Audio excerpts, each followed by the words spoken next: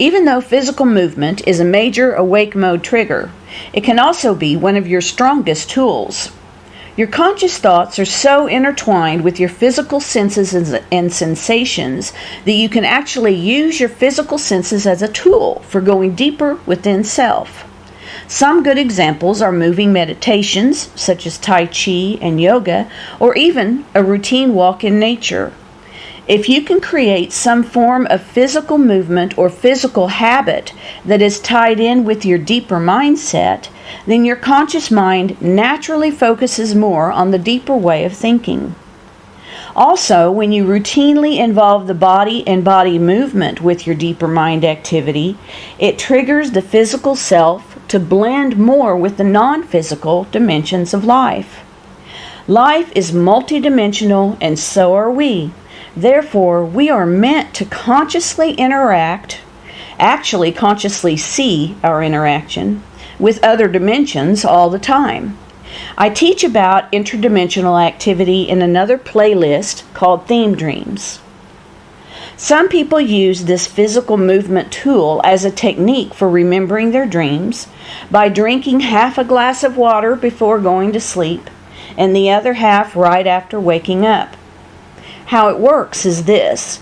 You tell yourself that you'll remember your dream as you drink the first half, then the physical action of drinking the remainder upon waking should trigger your memory of the dream. This is a way of consciously connecting a physical act and sensation, drinking the water, with a deeper mind suggestion. But in my experience, this is a hit and miss technique. The deeper mind suggestion isn't that deep, so it's a lot of effort with less result, especially compared to the wise child visualization that I teach in another video.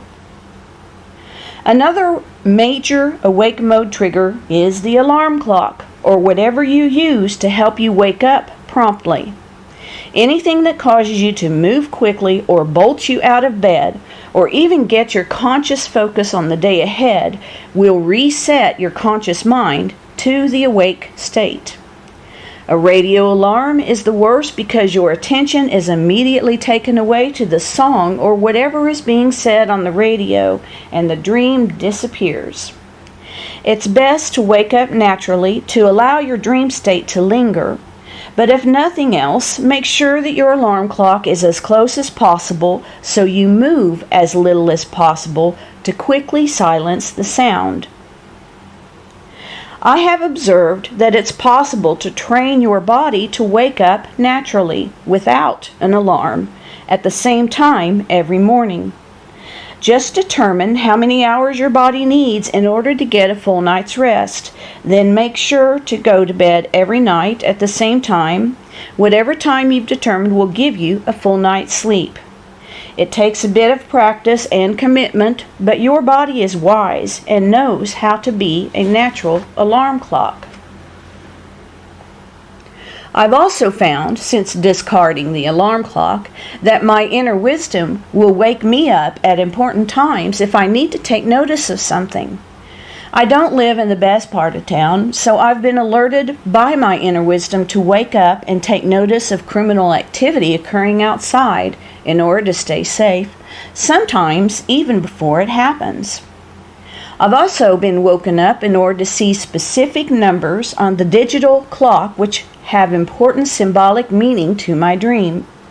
And I've even been woken up to audibly hear important words, advice, or warnings, almost always pertaining to my dream and always around 4 a.m.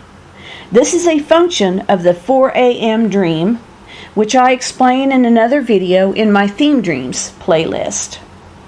Another important tool for remembering your dreams is a recorder. I suggest keeping it at your bedside to record as much of the dream as you can before moving, or definitely before getting out of bed. Get a recorder that has only one button to push and so easy to operate you could do it with your eyes closed, literally. Even opening your eyes could be enough physical movement to awaken your alert mode and lose important parts of your dream. Also, I advise against using your cell phone or any similar device as your recorder. First of all, it usually requires more than one simple step to open the application on the phone, and that's more than enough to take your attention away from the dream. Secondly, it lights up. The purpose of light is to wake you up, even light from a cell phone. It's not the amount of light that wakes you up, but the physical action that it requires to focus. Any light which causes you to physically refocus your eyes is a signal telling your conscious mind that it's time to wake up. You should never use awake mode devices, such as the cell phone, to help you stay in a sleep mode. An awake mode device is anything you constantly use while you are awake, and the cell phone definitely qualifies. Anything used so much while awake is an automatic trigger telling the conscious mind to get going. This is also why sleep experts advise against reading in bed, watching TV in bed, and especially using the bed as an office, or even using the bedroom as an office.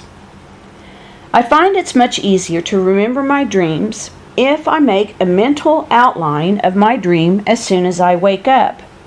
I try to do this before I open my eyes or even move. I make a quick list of key points in order of occurrence. Then I form a word out of the first letter of each key point.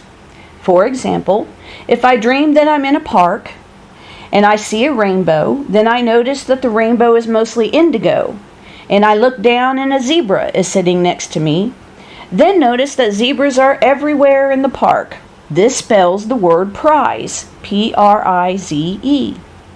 It doesn't have to form an actual word, just something that you will remember. For example, I remembered seeing lots of balls bouncing, so I might think of plob, P-L-O-B-B. I use both of these methods to help me recall the order of occurrence in my dream.